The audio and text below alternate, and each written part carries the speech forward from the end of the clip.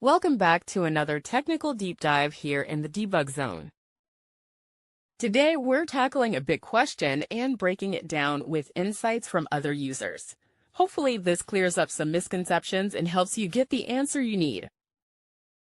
So, buckle up, stay a little curious, and let's jump right in.